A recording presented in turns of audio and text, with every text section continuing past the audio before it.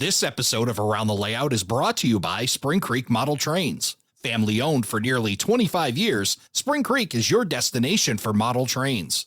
Check out springcreekmodeltrains.com for a wide variety of offerings from today's top manufacturers and exclusive products found nowhere else. Whether in Deschler, Nebraska, or at a train show near you, stop in and say wow.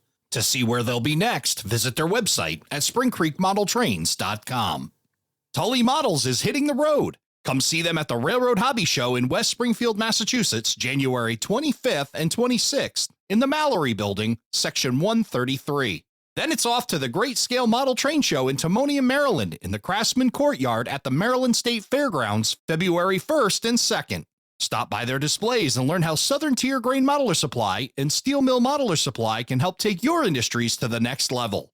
To learn more, check out their website at tullymodels.com. It's time for you to submit your answer for the question of the month, our new feature where you get to be heard on Around the Layout. Our question this month: what has been the best model railroading related advice you've received? Go to aroundthelayout.com/question to give us your answer. Answers must be received by January 17th. So again, aroundthelayout.com/question.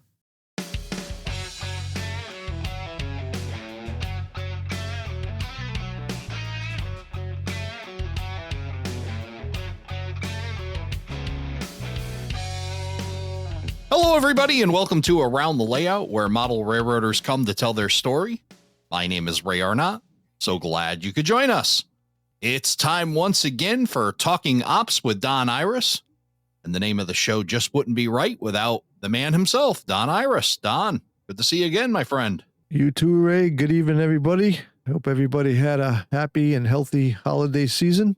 Yeah, it's first Talking Ops of 2025, new year, and got through the holiday season. And I know you've been running trains through the holiday season, so you still got Dad there, so you got that streak going. And we were chatting earlier today, and I saw your dad walking around running trains and cleaning tracks. So looks like you guys are still having a blast down there. Yeah, no, he's having fun down here. We've been operating, and then we just started a new project over here, getting rid of some manual push-pull rods for turnout control for the local stuff and changing them over to tortoise machines, because I'm finding out that those push-pull rods are not very good. They fall apart, and it's just pain. So, but today we got an op session coming up Wednesday, and we're cleaning up everything, getting ready for that. So, but he's having a good time, and he was out here in pretty much his pajamas today helping me. It's pretty funny, actually. Nice. But he goes home on the 14th, so we'll see how long he can stay away till he wants to come back again. Well, you've definitely given him a good reason to come back, not only to see you and spend time with you and your wife and in sunny Florida, but also to be able to run trains. But I think with that project, you're kind of proving that a model railroad is really never 100% done, is it? There's always some kind of room for improvement and a little bit of process continuous improvement, I think is the word I'm looking for. Yeah, it always is. I was thinking about the same thing the other day when we started doing this. I'm like, you think something's done and it actually is not done, because it's just, I mean, I don't even know why I did it that way, to be honest with you, because I never did it that way before, but I figured with this new layout, it's only a few guys here. I've heard about this, using the single pull switch and the push-pull rods, and it worked fine in the beginning, but what I'm finding is that if you don't really do it easy, pulling it in and out, you can really tear a turnout up, because just the force of pulling it and pushing it kills the throw bar and the turnout, the plastic. It wears it out. It's pushing the tabs against the rail, and the engine wheels are jumping over the top of it. And I'm like, this is not working anymore for me. So I said, I just bought a mountain of tortoise machines and double pole single throw switches and some plastic 1-inch PVC caps, and just started going to town. So it's all done. All the caps are in. I'm waiting for 5 more switch machines to come so I can finish them up.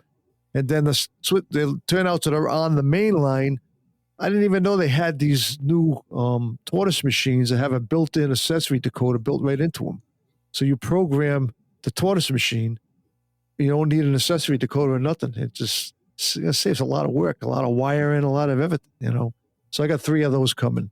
So making your ops a little bit more reliable and making sure that you avoid those problems. And it all times out well because we've got a guest joining us tonight talking about improving ops for folks in the Lakeshore region area. And joining us to talk about that is Ed O'Connell. Ed, welcome to the show. Thanks, Ray. Good to see you again, Don. Yep, you too, Ed. Always a pleasure. Oh, yeah. Been too long. Yeah, I'll be there in April for both, actually, I think I got that cool. pretty much locked in, yeah. I might as well. I'm up there. I might as well just do both. All right. I know one event we're talking about. That would be the Ops to Your Drop event that the Central New York division does. But what else are we going to be getting together for here, Don and Ed? Island Ops down in Long Island. Oh, nice. Yeah, that's the weekend after. So it's good timing. It's perfect. They got some really cool layouts down there. It's amazing what those guys are doing. It's a pain in the butt to get to, especially from here. I mean, I hate crossing the Hudson River, but it's worth it. Yeah, I'm looking forward to it. Yeah, 6-hour ride for me, but it's definitely worth the trip. Yeah, I think I got a little longer to go than that. Oh, yeah. Well, unless you take the boat ride, Don, you could take the ferry over. That seems to be the way to go. So to Long Island from this area, but that's great. So you got 2 operating events, and obviously you guys know each other from past events and knowing each other for a long time. And Ed, you reached out to us and told us about something really cool that you guys are doing in the Lakeshores Division, the Ops Squad. So want to hear about that and how that all started. Why don't you tell us a little bit about this Ops Squad? Well, my most favorite part of the hobby is operations. And I got introduced to it when I was a member of a club down in northern New Jersey, the Garden State Model Railroad Club. And I was only with them for 3 years before I found myself having to relocate up here to the Rochester area. But I really enjoyed the op sessions that they had. They usually had about 2 or 3 a year. I joined a club up here, but it's a nice club, but they didn't really have ops. I was looking around, and somewhere online, I happened to stumble upon Central New York was doing an ops weekend. I was like, oh, this looks like a lot of fun. I wasn't a member of the NMRA yet, but they were allowing guests. So I signed up for it, and I had an opportunity to go out there and ran on 3 layouts and had an absolute blast there that I swear that I was definitely going back the next year. But I think I talked to a couple of guys going in with me to share the hotel room and the ride out. So that worked out. And then I just kept going. And I realized that, you know what? Why don't we have something like that here in the Lakeshores Division? And I asked around, and we only had about 5 layouts in the area that I knew about that could do operations. One being my club, the Rochester Model Railroad Club in downtown Rochester. And then I knew of Ron Stacy's Roundabout and West Shore out in the Penfield area. Gordon and Gene Spalte have the Main and Western. Ned Spiller, his Danby, Ludlow, and Springfield's down in Hammondsport. It's about an hour and a half ride, but it's a really nice layout. Mike Pisek had a B&O layout out in the Leroy area.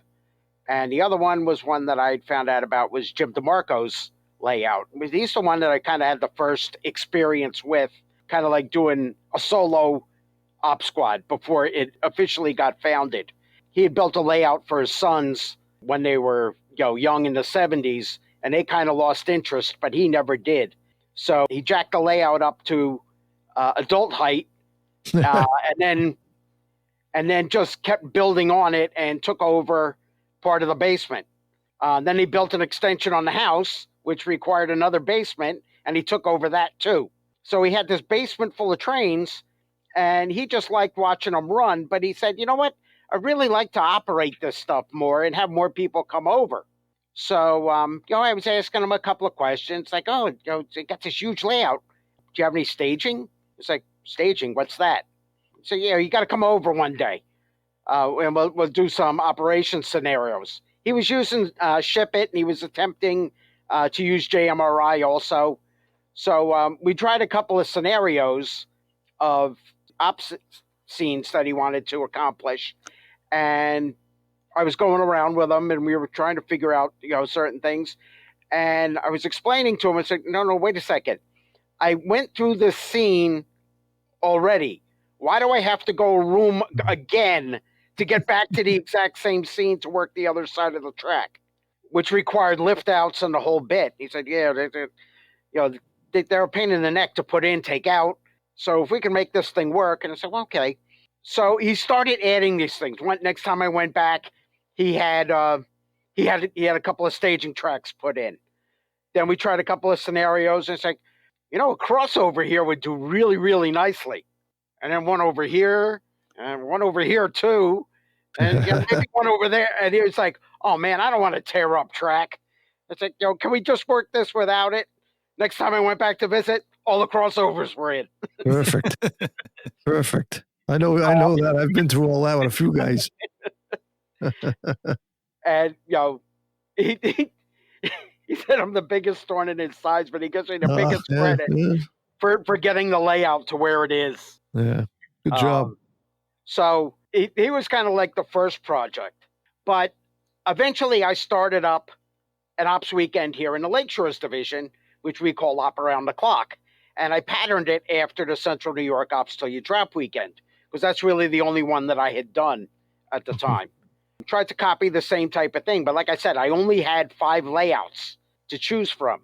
So we had some people come the first year, and it was relatively mellow, but then I started promoting it a lot online and stuff, and then I was starting to get people from out of state. I had somebody come up from North Carolina for the second one. A guy came in from Ohio. 3 guys came up from the Philadelphia area, plus some of our local guys, and we had guys coming from Central New York. I was like, oh, wow, okay. We're getting somewhere. It's rolling. And so, okay, but now I'm getting noticed out there, and it's like, okay, well, now I don't have spots to put people. If this thing grows anymore, I'm going to need more layouts. Plus, we held the convention this last September, and I knew it was coming. So it's like, wait a second, am I going to have 200 people here for a convention, and I only got operation slots for 25, 30 of them? Now what? So I got to get more layouts. So while I can't claim to be the creator of the Ops Squad logo, I give that to Jeff Faust. He actually came up with the name. But that kind of like just festered in the background for a little bit. I just kept pushing it at the regional level. I said, look, we want to have more layouts up here that we can operate on. And if you want to learn about ops, or you want to find out if your layout can be adapted to it, or you want to try out something that you might have in mind on how you want to do operations, we got enough guys over that will be able to come over and give you some pointers. Right. And the first guy that actually took us up on that was Dave Foster.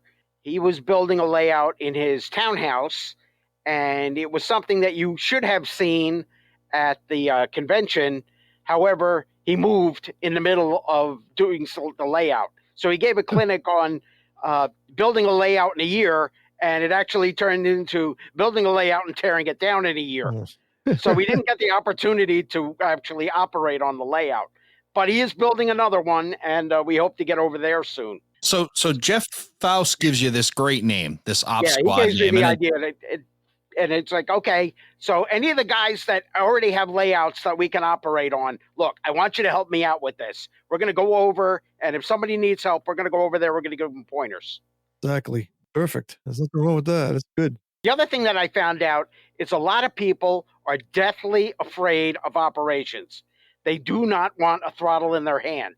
Now, to the best of my knowledge, I do not believe that running model trains has resulted in a fatality. None that I know of. I've heard injury, but not fatality. I am not saying that it is impossible and it will not happen. I do not think that there has been a fatality.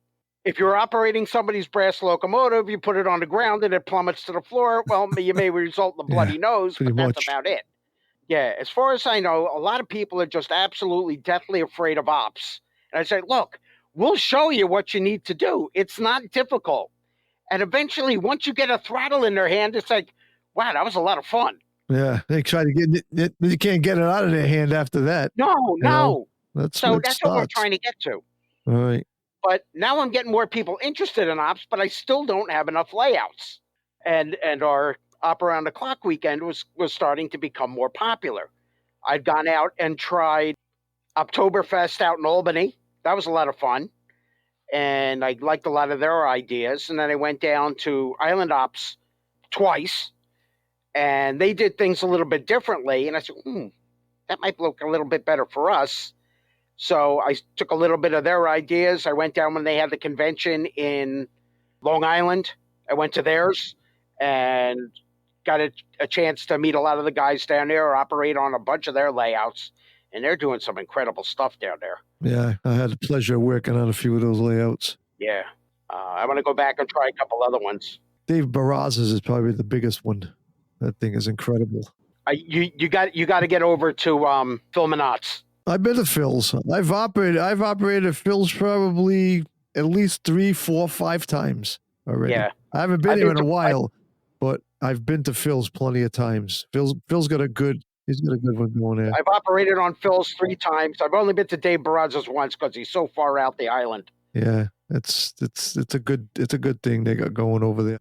So how many guys are involved in this organization besides you? And the Op Squad, we're now up to 10.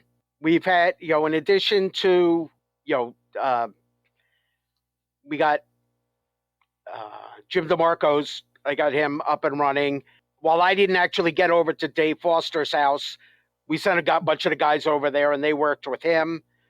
Later on down the line, who's going to be my new assistant superintendent here in the division, Paul Stamp, who's got a Finger Lakes layout.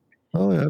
Yep. Paul's got a nice layout, too. Contacted me and say, hey, look, I want to have the squad over because I want to be open for the convention. I want to develop this, but I want to see if what I have planned is actually going to work. So had a handful of guys went over and tested his session. He's been tweaking it a little bit here and there. I think we were there for the first one. I think it was either in last January or December. So in a year he got the thing, he's probably had about 10 sessions by now. And he's really going like gangbusters on that layout. That's pretty awesome. You got about 10 members of the Ops Squad you mentioned, right? Mm-hmm. You guys got like a basic training or a boot camp? Because you got this like patch, you talk about this logo, and it kind of looks like you guys are kind of like, I don't know, like EMS kind of meets Ghostbusters thing. And, maybe I'm just, my imagination running wild of you guys, showing up with big backpacks and carrying tools in and just ready to go to town. But when you select these members, I mean, you're looking for guys that have, layouts and have operated. I mean, what kind of variety of members do you have as far as operations go? Just guys that really enjoy ops. Either you have a layout that is operable or you're just really into it. Like I do not have my own layout, but I have access to some that I can run on. And we initially took the 4 other guys that had layouts and then a couple of guys that were just really into operations. They were still relatively new into it. It's not a super secret club, but as you mentioned, the patch and everything else, that kind of like took on a life of its own because I do have a career in EMS. Okay. So that's what it was based on. I've been in EMS for 45 years now. My son's a firefighter and also in EMS. And I always took upon it. It's like, okay, we're getting dispatched to an assignment. So we all have tasks and we're going to go in there. We're going to go in there. We're going to hit it. So yeah, it kind of came on. It's like, oh yeah, well, we got this cool name. Now we got to come up with a patch. So I came up with the patch and then it's like, okay, well, we can get these cool shirts with epaulets on them and the whole bit. And I'll show up in aviator sunglasses. And like you said, we don't really have backpacks, but if you've seen me show up for an op session, I have my grip. So let me ask you a question. When you go to these layouts, do you guys have a list of things that you're looking for once you get there, like yard space, industries to switch, crossovers, passing side, and stuff like that? Well, a lot of the things that we'll do is we'll first just go and meet with the layout owner to see either what they have or what they have in mind. One of our newer users of the service, Cal Adams, is building a layout in an attic of a barn behind his house. He had a couple of HO scale modules that he had acquired that he had in the center of the room and a G scale layout running around the outside. And then he realized, it's like, you know what, I want to make the HO layout bigger. So we tore out all the G scale stuff and is starting to adapt, put HO track. But because the modules in the middle were an island and the benchwork was built kind of low in the barn, mainly because of the pitch of the roof, plus Cal is in excess of 6 feet tall, he likes to operate from the seated position. Well, a lot of guys do. Yeah. So he's got a bunch of rolling chairs with no backs, because I think Cal's got to be at least 6'6", and he might even be more than that. But he's a really tall guy. I had one of them jobs on my old layout in Fresh Pond. It was a chair job. Yep. That one guy always had to take every week.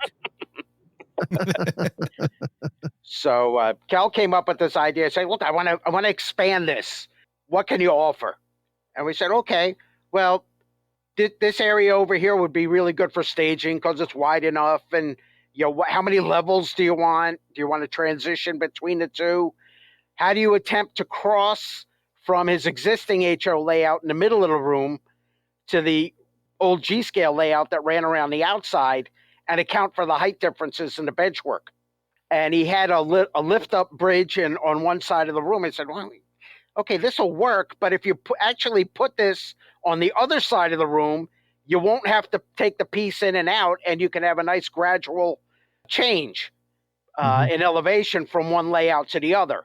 And you could have, the big class 1 layout that runs around the outside of the room, and then your local switching district will be in the middle, and then you could have set up a couple of towns along the way."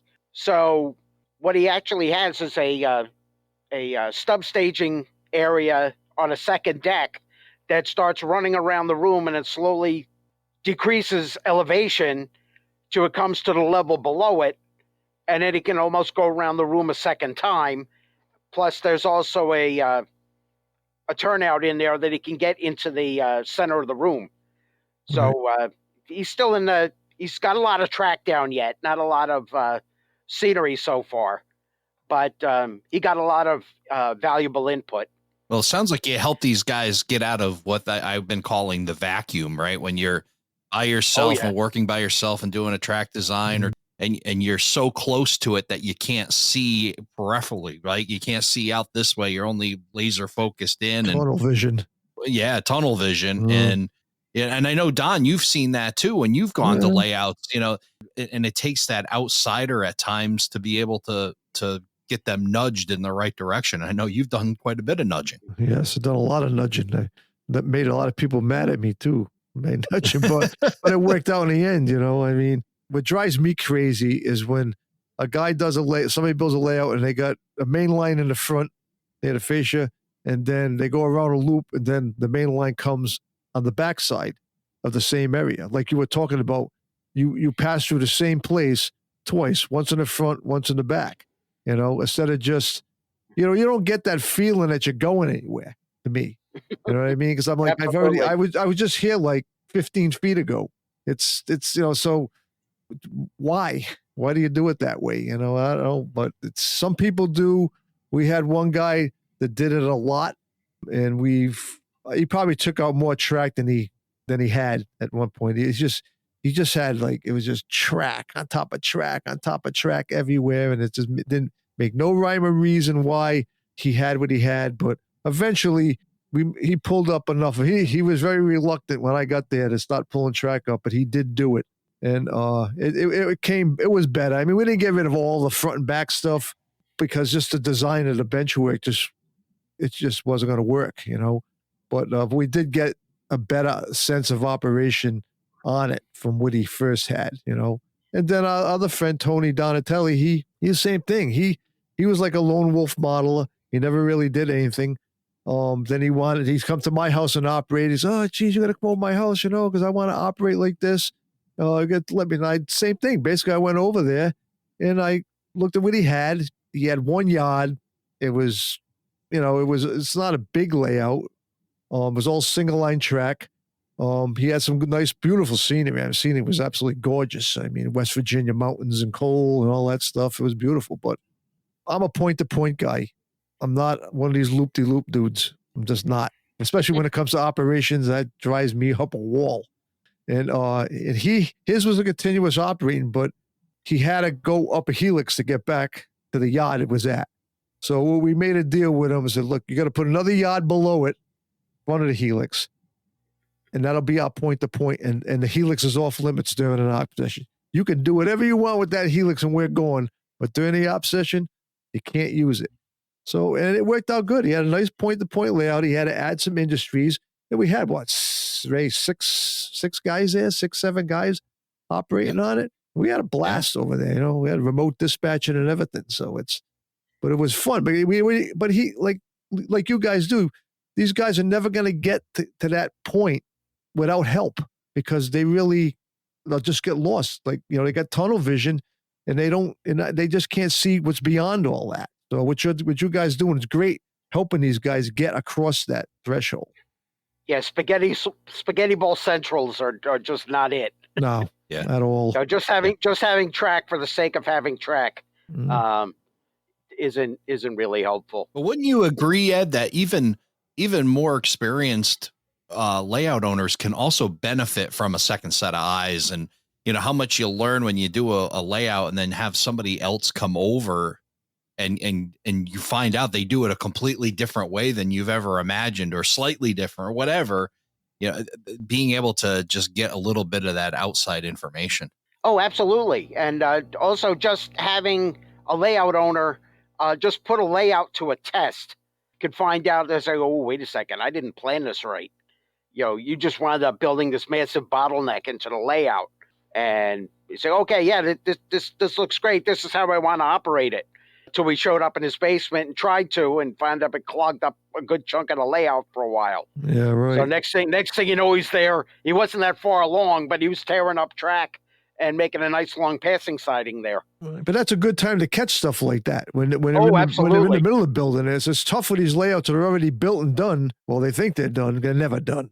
And and then you come along and, well, this ain't going to work. If you did this and you do this, it'd be this way. And then blah, blah, blah. And next thing you know, you're basically starting, you're not starting over again, but you're just making it better and better for operations. Oh, absolutely. Yeah, I'm kind of a point-to-point like you are too, but I've operated on enough continuous run stuff. Essentially, when you go in the other end, you're done. You don't come back out again. Those are good for clubs because, when you have clubs, you got so many different sorts of people at the model railroad. Some guys, they're train watchers. They just want to run their train around and around and around, and they're happy with that, And then you got guys in operating. And I find with clubs, it's tough to have an operating session on a club when you've got this kind of mix of people, because guys want to come in during the week and they're going to move stuff all over the place. But yet the guys want to operate, trying to stage it for an operating session. And it's when you can't say, don't move this car, don't move this car, don't move this car, And so you kind of upset the apple cart between the guys that do and the guys that don't. I don't know how it works at the club you're at, but.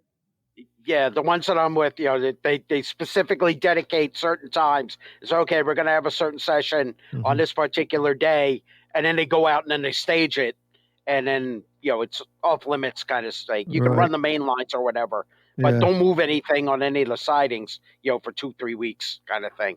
But you only do them like two or three times a year. Yeah, the Providence and Northern layout that I used to go to and operate, they have operating sessions there once a month, and I used to go there. They tried to do that, not move cars around, but then they kind of changed it. So what they do now is they have like local switching, but basically they take chunks of cars because they got quite a few yards. So they'll take chunks of cars and they'll move chunks of cars from yard. They'll stop in a yard, drop off cars, pick up cars, go to another yard, drop off cars. And that seems to work well, but they still have the local switching areas where guys can switch if they want to switch.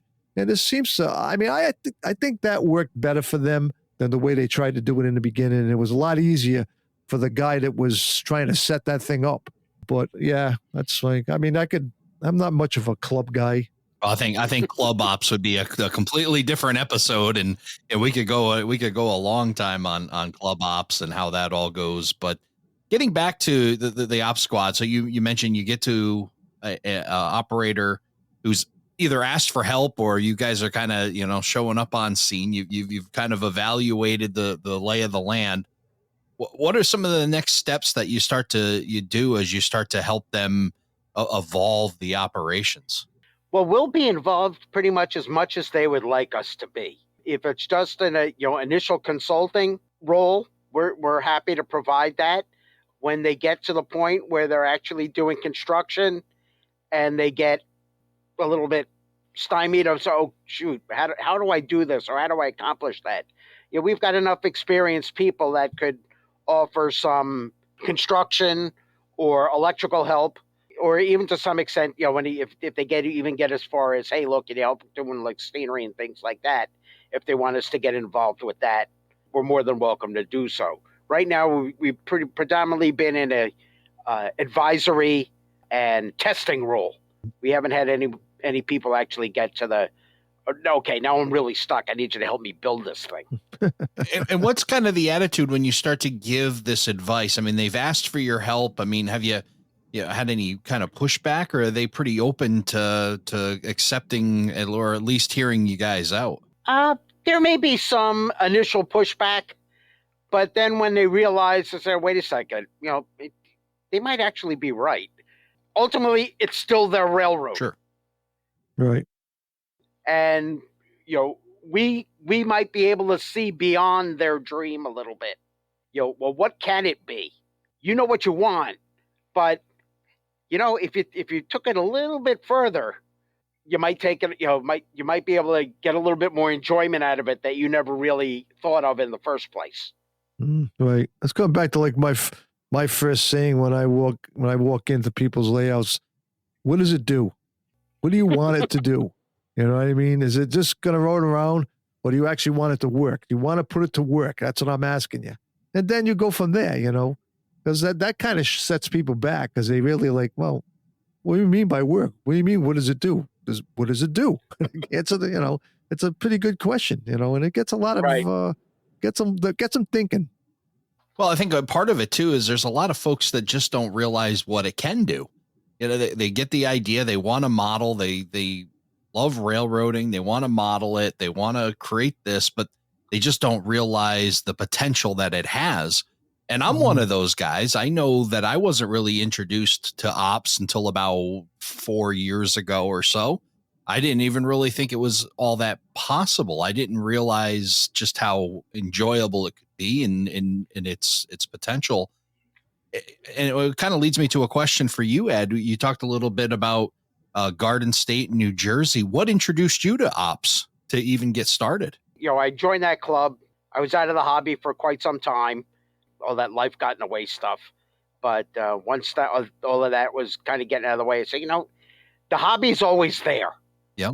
You can leave it. You can always come back to it. It's always going to be there for you. Doesn't matter how long you're away. Well, it'll wait till you come back. Right. I think we've all been through that. Yeah. I mean, I had dreams of building a layout in my own basement. I had the basement, just didn't have the time or the money to do it. Moved a couple of times, but even though I couldn't actually build the railroad, I always still followed it or still had an interest in it. And it was always there, like a trusted friend, so to speak. Right. And you say, you know what? I really want to get back into this. And I had been going to this club for several years when they did their open house around Christmas time.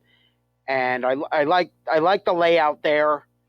There were a bunch of clubs in the northern New Jersey area, but I'd been a member of one for a year, but I really wasn't that crazy about it, because it was their way or the highway kind of thing. It was pretty much a single track railroad, and out and back, not a lot of local switching. While it was still under construction, I was like, I really don't like that one so much. But this one had potential. I didn't know the guys a lot, but it's like, okay, it's a pretty neat layout. It's got little switching scenes that are in there. It's a double track railroad kind of thing. I think I'll like this. So I joined, and I just kept getting more and more active with it. I kind of hooked in with a bunch of guys, and we were, after they met twice a week, And usually on a Friday, when most of the guys went home, we stayed there for an extra hour or two and either talked about stuff or planned stuff. And then we'd go to the diner afterwards for something to eat and chat there, whether it be about railroading or bands or you name it, any other thing. We'd be there until like 2 o'clock in the morning and then would finally go home. But they were a great bunch of guys, and I learned a lot from them. They introduced me to operations there. I learned about DCC through them.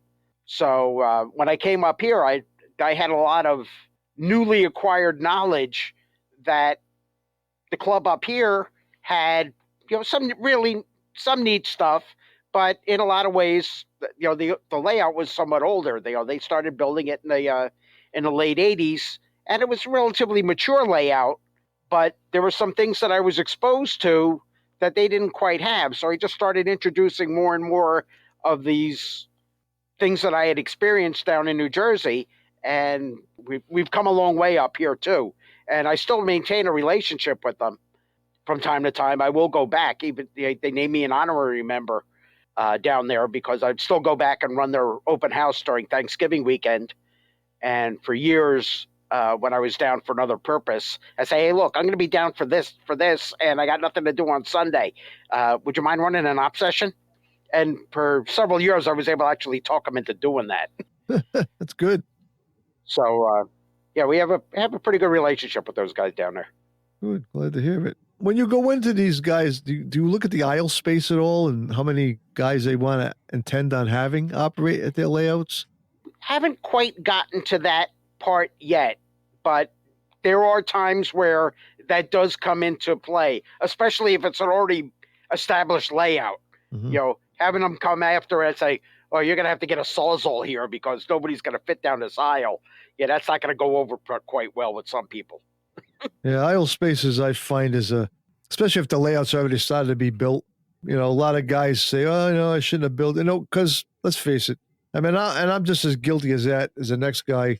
When I built the first layout, the big layout with the one I left up in Rhode Island, I wasn't thinking of the aisle space part at all until after I end up with 15 guys coming on Thursday night.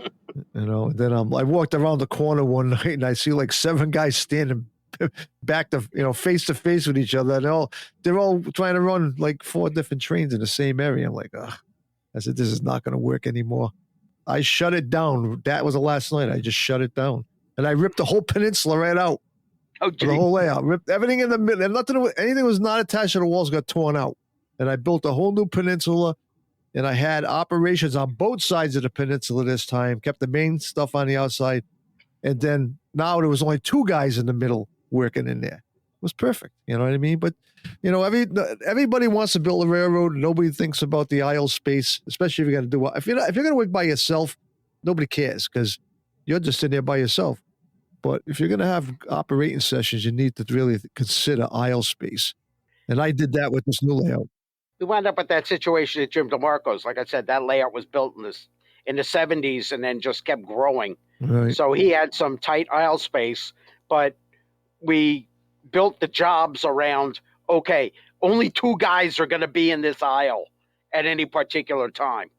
Okay, you're going to run over here, and you're the only guys that are going to be over here. Nobody else is going to come through that.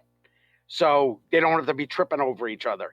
Right. In the other areas where they're a little bit wider aisles, we'll put more trains that may interface with each other.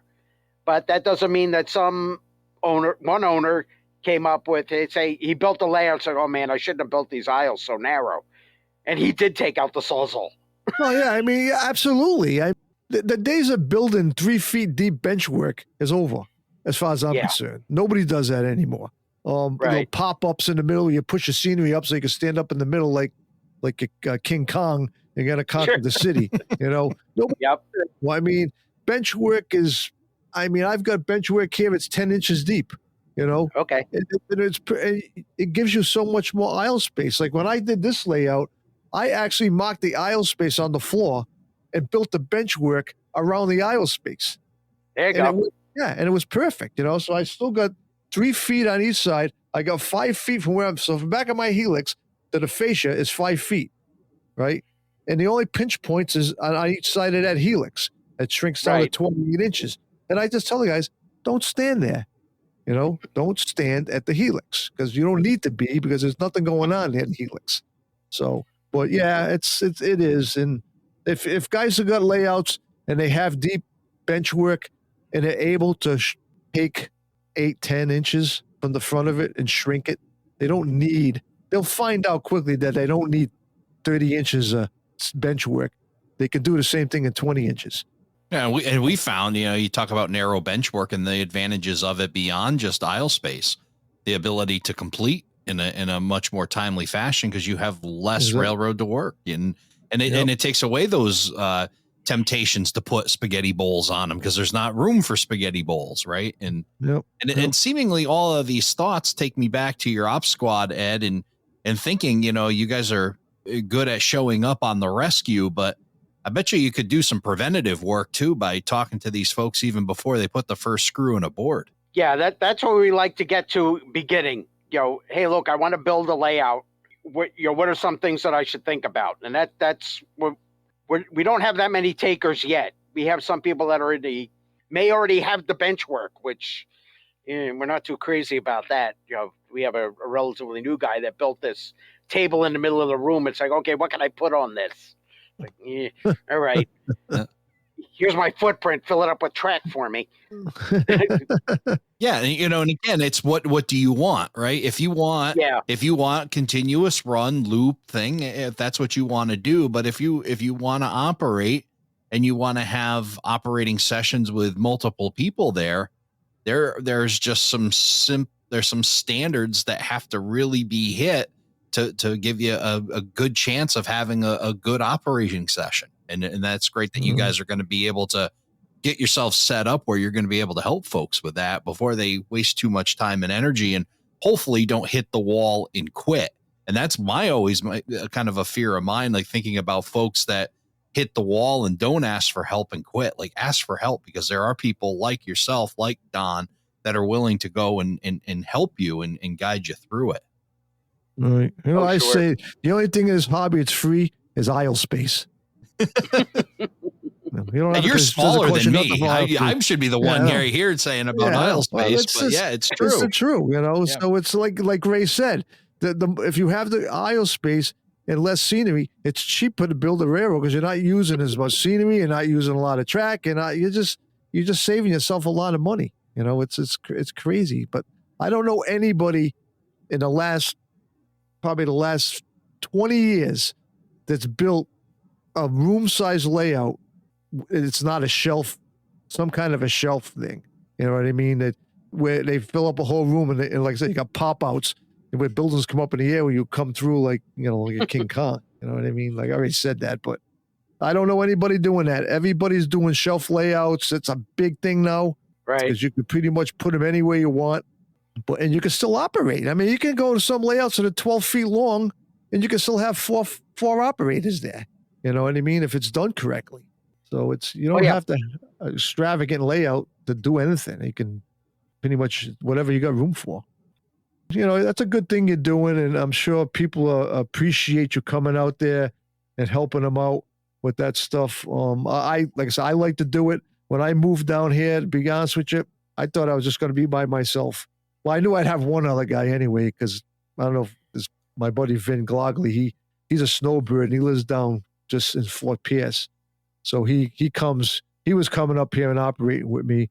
And then John Farrington, I don't know if you ever heard of John. I've heard of him. I haven't met him yet, but you should see his YouTube channel, his Facebook page.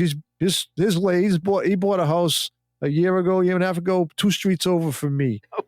So now we're operating on my layout, his layout.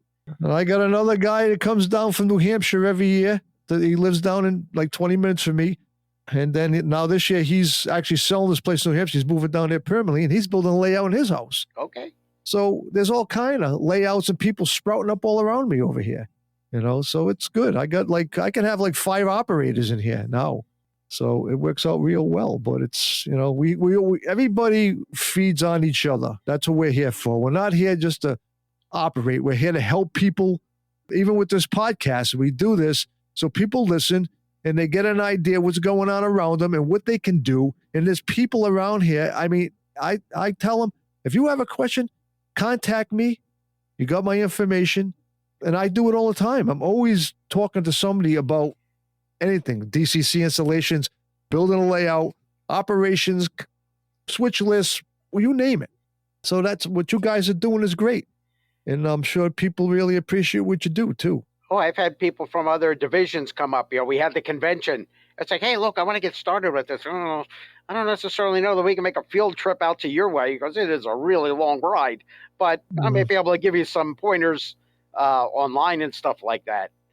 Sometimes it's worth going up. I mean, you can't travel all over the world, but with internet and stuff like we're doing tonight, oh sure, we can, you can just, all you need is two computers and a camera, and you could pretty much talk to anybody about anything. We don't need to go anywhere, really. Yeah, I think what it also does, and what this idea, I think, is an excellent one, and perhaps one that may inspire other regions and divisions to kind of create these other go teams.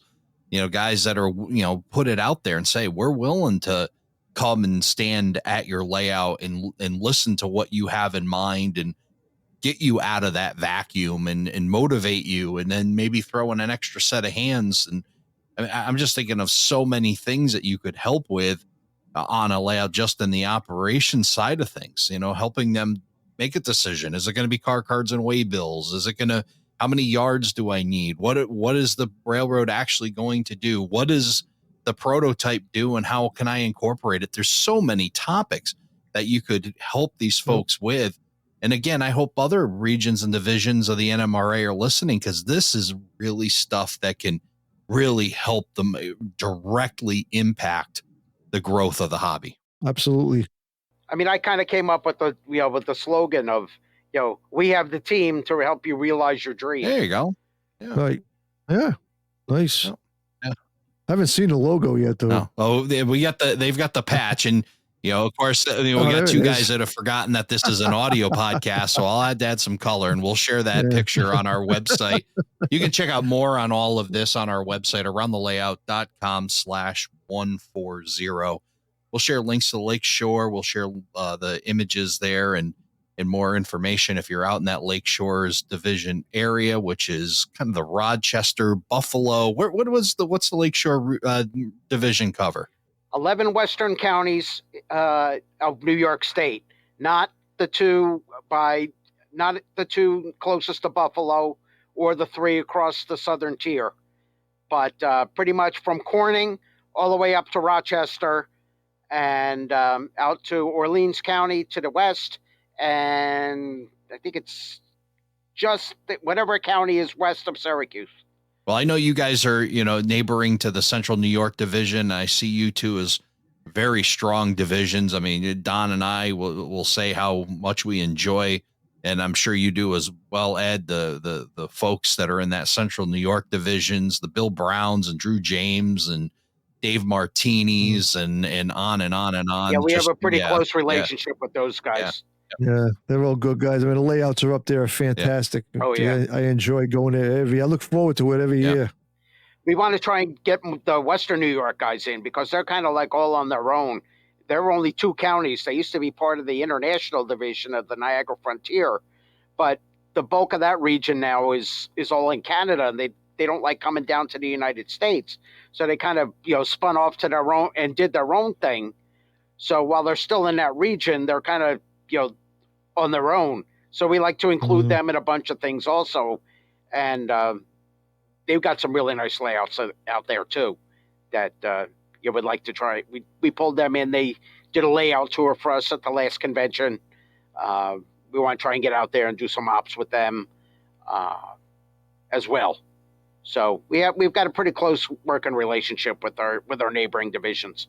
That's good. Yeah, that's excellent. Yeah, and being able to help them, I can imagine, if a division was over the border, just how much of a hassle that may be to go back and forth to Canada and the United States and cross the border and get your car searched every time. And yeah, that'd be a downer to try to keep that going. So glad that you guys are able to, reach out to them and help them out. Yeah, passport to go operate. Yeah, no kidding, no kidding. Yeah, it wouldn't be just a badge; it'd be the whole passport to get over there, right? So, yeah, that's great.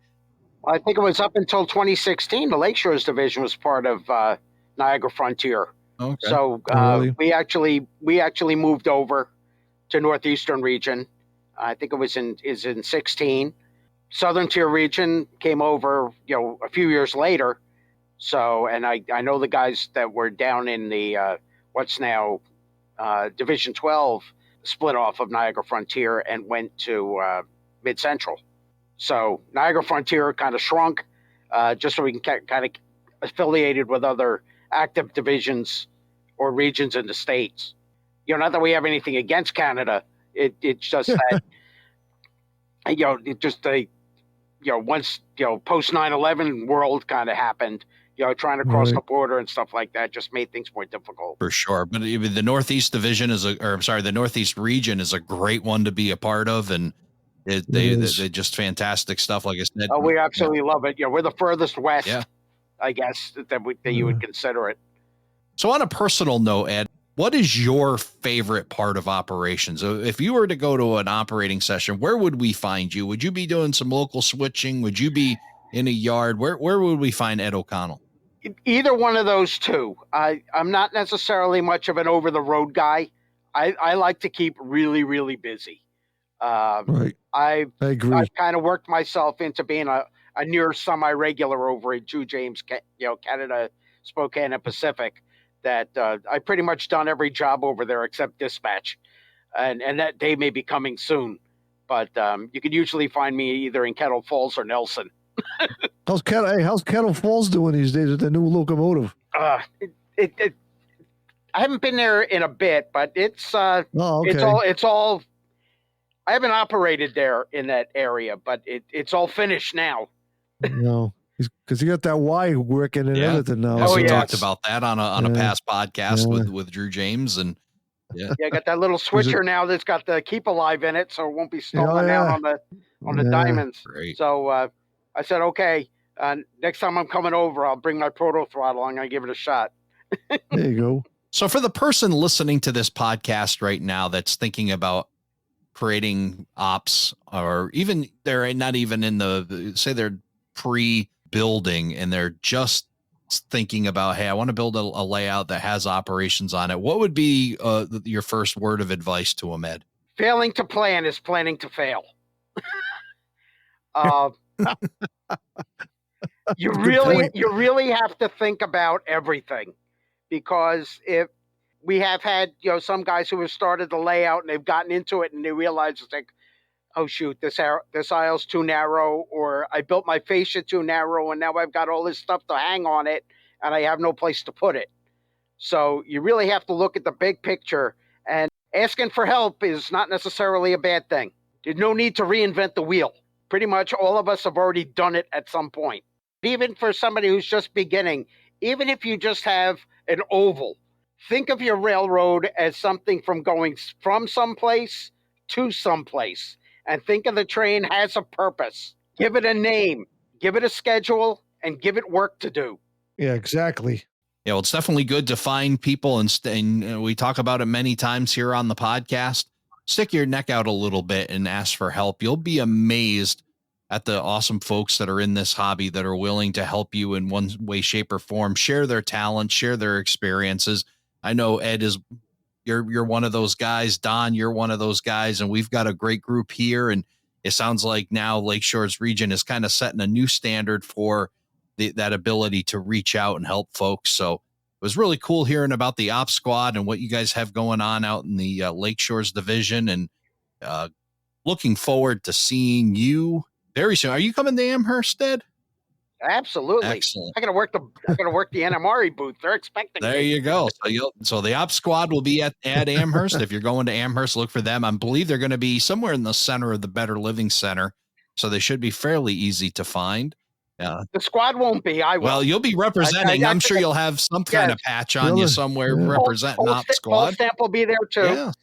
Paul Stamp is a recipient of our service, and he's also a member of the squad. So, we'll be there. I just can't wait to see you guys develop it and then have a vehicle with, decals and maybe lights and everything else on it. I think you could really go to town on this. You guys are going to be the next Ghostbusters of model railroading. But no, I think you see some heavy duty squad pull into your driveway and a bunch of guys backup alarm going off. Yep, here they are. Here's the Ops Squad. But no, awesome idea. Great stuff that you got going on there again. And really appreciate you coming on the podcast and sharing your story. Thank you, Ed. Appreciate talking to you. Oh, it was an absolute pleasure. Thank you for joining us for this episode of Around the Layout. Learn more about today's episode, check out past shows, and much more on our website, aroundthelayout.com. Show your support by becoming an operating crew member at aroundthelayout.com/crew. Follow us on social media, aroundthelayout.com/social. And send us your feedback, aroundthelayout@gmail.com. Thanks for hanging out with us around the layout.